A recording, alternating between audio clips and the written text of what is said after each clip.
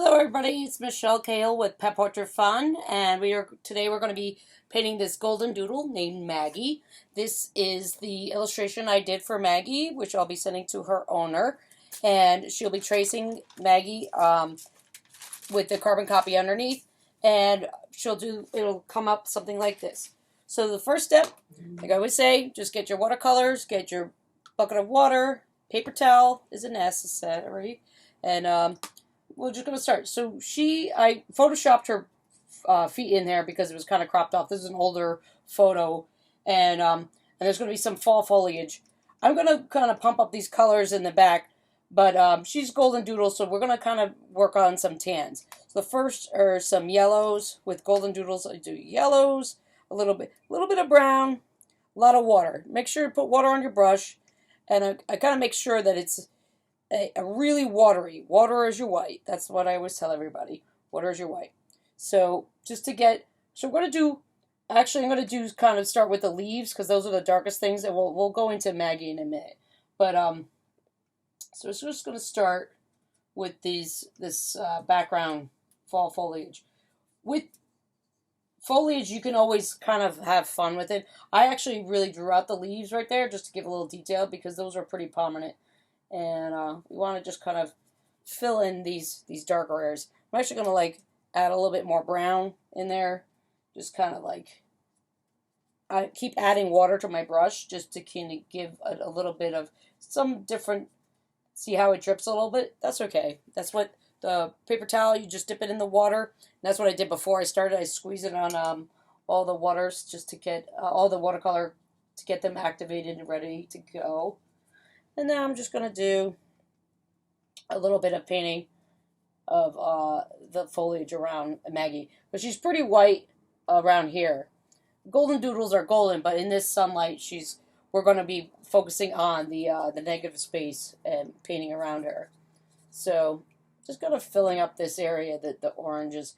And this cement here, I'm going to add, just to change up the dimension, the color a little bit, a tiny bit of black. Tiny bit. This black is pretty potent, so I'm going to add a lot of water to it just to almost just dirty up the color that I already had, and I'm going to use that as my cement color. And see how my brush is getting pretty dry, so I added some water. But see, when that happens, it drips a little bit. That's okay. You just take a wet paper towel. Paper towel is your friend because gravity is pulling it down. If you're doing watercolor, I recommend to always do it on a flat surface, like a table or something, because that way the water won't drip so much for you. But to teach you guys, this is, I want you guys to see what I'm doing here. So we're going to do it upright. So now we go around. I'm going to do that same color. It's pretty dark between her legs here. Now remember, I made those big paws up. I just took them from another photograph. So I'm going to get into her face. Actually, you know what? I'm going to go into this part right here is kind of a bluish, is a light color. So I'm taking a little bit of the navy, mixing that up with a little bit of brown, because I don't want it to be too blue. See, it's kind of like just kind of a wash in the background. This is like kind of a bluish. I'm going to pull some of that black just to darken it down a little bit so it's not so bluey. So it's like almost like a bluish gray. Actually, I'm going to fill up that whole section. There's like a fence there. Well, I'm going to go, when it dries up, I'm going to go back over and do some green. And I'm going to take that same green afterwards and do some leaves, but that's when that dries. So these are just kind of the under layers that I'm working on right now. So let's get into Maggie a little bit. She's got like a pinkish nose. Pink, I always take a little bit of the red, I add a little bit of water to it. So it's going to look like she's like Rudolph. Don't be, worried about that. You're just going to let that sit there. Because that's kind of like pinkish. Oh, maybe a little bit of orange on there. Just to make it so it not look so unrealistic. I'm going to let that dry, believe it or not. I'm going to go back on top and do the brown layer. But you always let that under layer dry. I'm going to take that pink, mix it with the tan that I had in the leaves. I'm going to go around her face. So this is her little mustache, chin area. I'm just going to kind of, we want to give her like a yellowish, but a lot of water. Remember, she's really light in this color. But since it's a painting, you can kind of like ad-lib.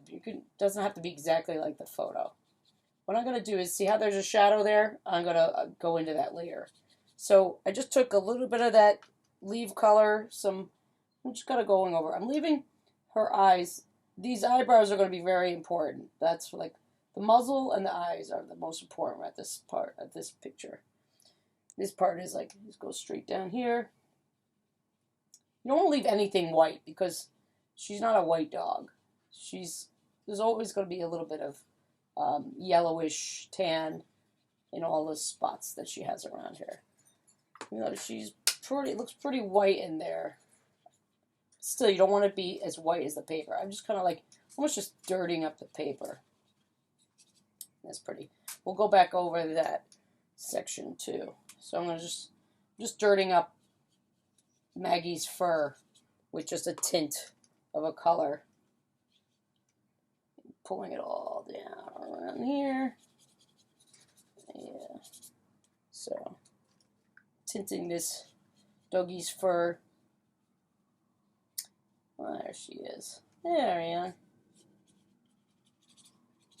See, my brush is pretty, it's wet, but I have control over it because it's not drippy. If it's too drippy, just wipe it on your paper towel. And we go around there. Okay.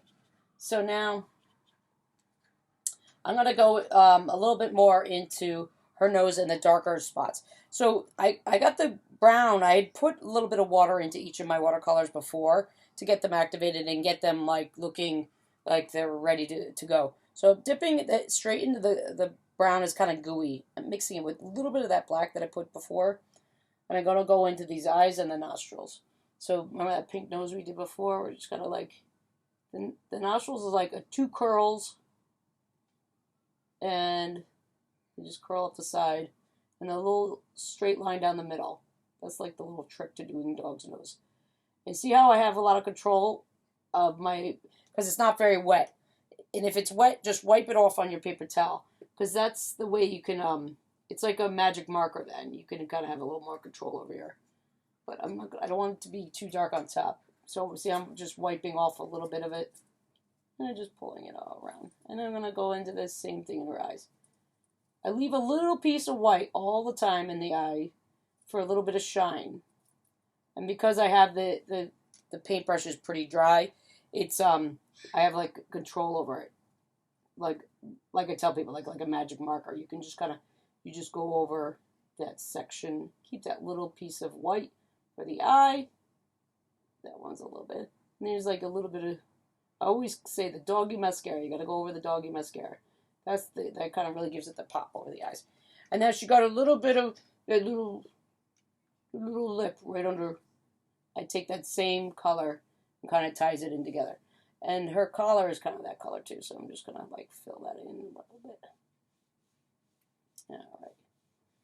So now I'm going to go into the darker shadows of Maggie's fur.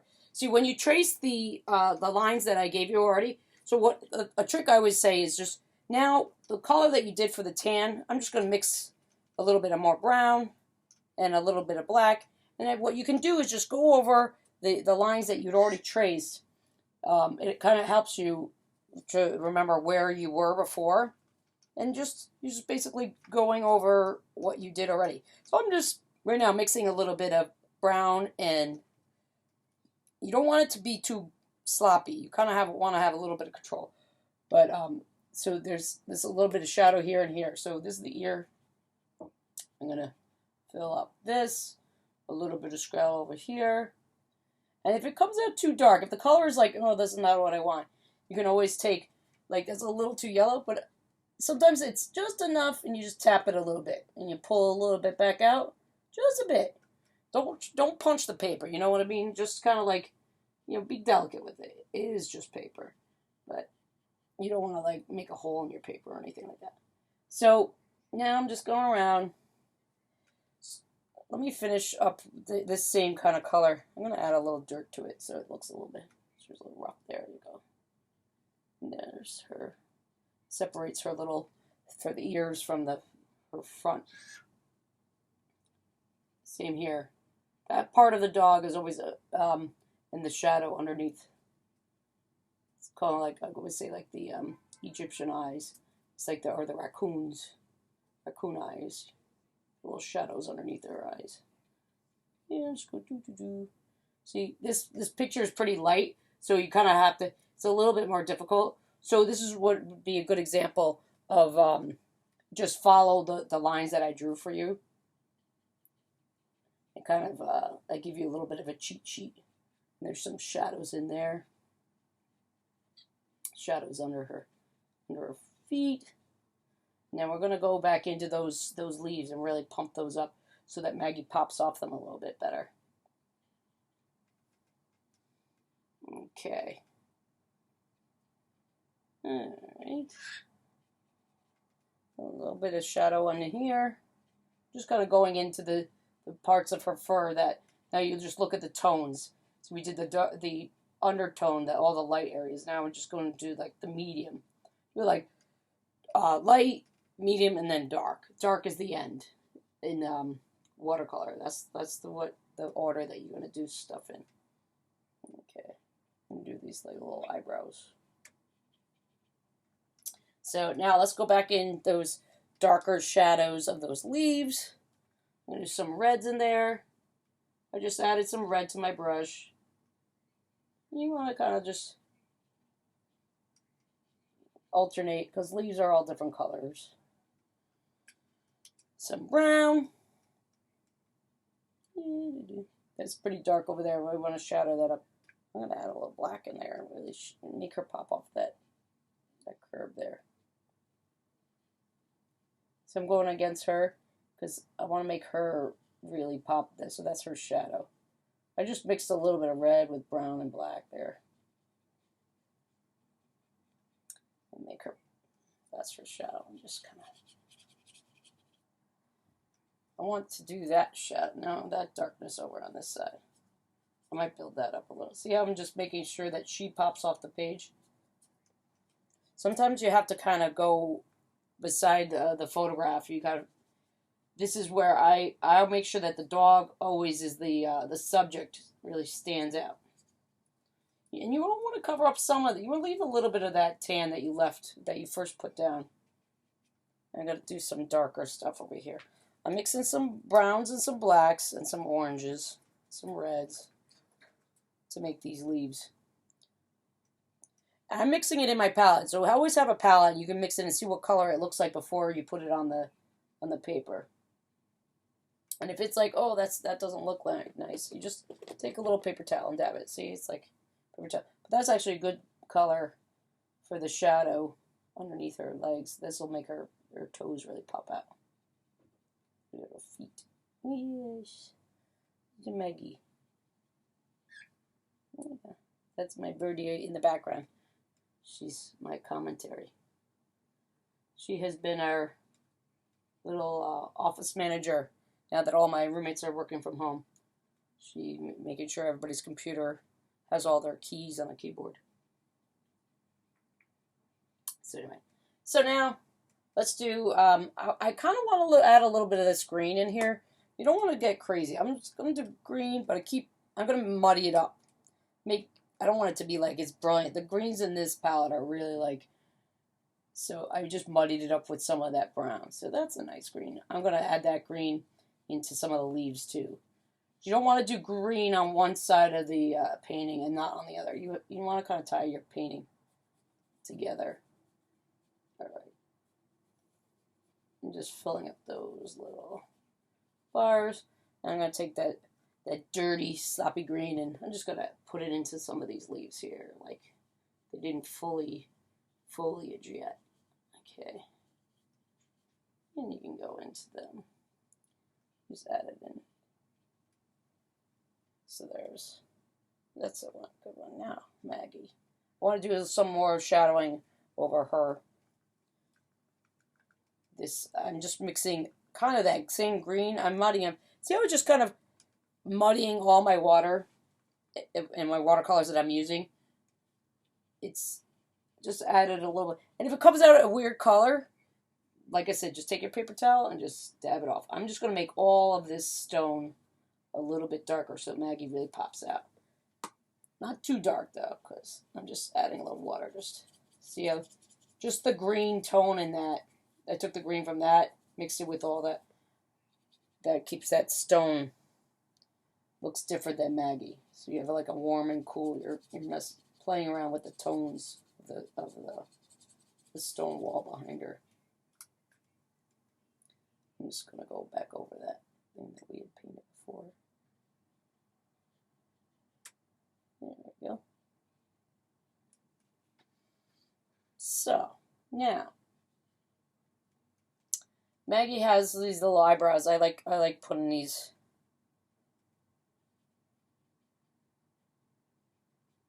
And then, just a little trick. Just I was just a little bit of brown on my brush. I'm just following the lines that I had done. I drew in my original drawing. I'm kind of, making a little bit of just tracing over them with some color, just to make Maggie's ears pop out. Same with on both sides. Okay.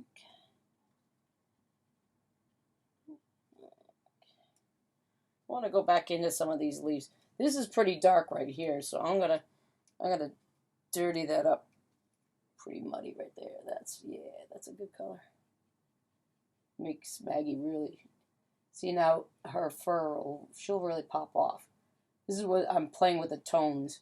I'm gonna take some of that. It's pretty dark right there too, and take right between her legs too.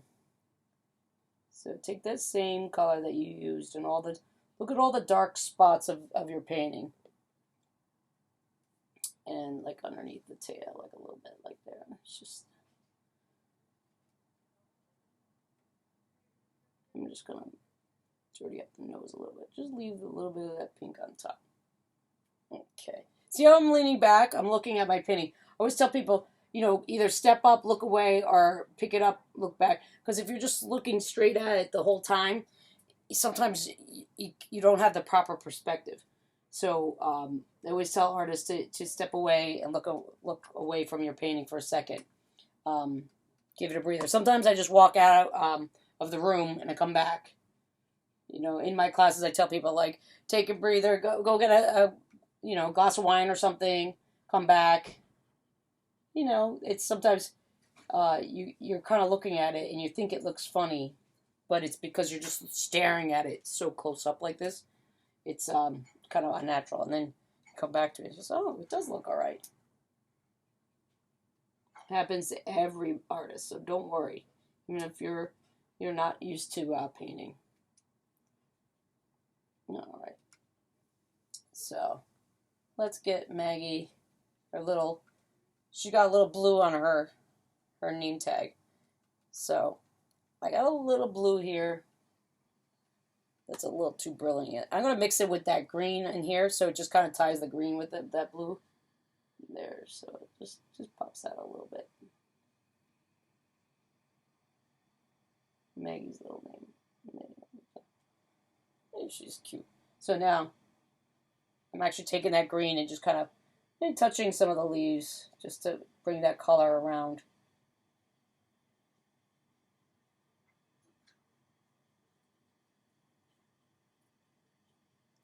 And I'm going to do a little bit in dark in there. And we're almost done with Maggie's portrait. So this one has a little more detail in it. Go into a little bit of the detail of the fence. I'm just do a little bit of the shadows of the fence. And then a little fence on the bottom.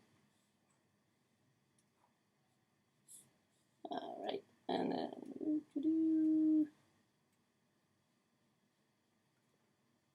there's Maggie. Let me make her.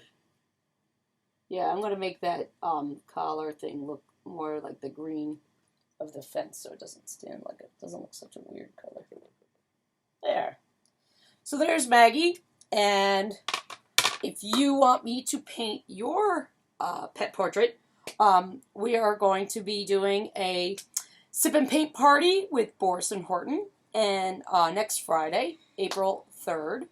And if you want to, we're going to do donations, and send us your photographs. I will paint your picture of your pet for you live at our sip and paint party as a fundraiser for Boris and Horton. and we look forward to having a good time. You know, we have to make the best of these times, and why not have a sip and paint party at home? And you don't have to have a pet portrait drawn. You can join us either way. Okay, we look forward to seeing you, and can't wait to see your next Happy Pet Portrait Fun. Okay, have a good one. Bye.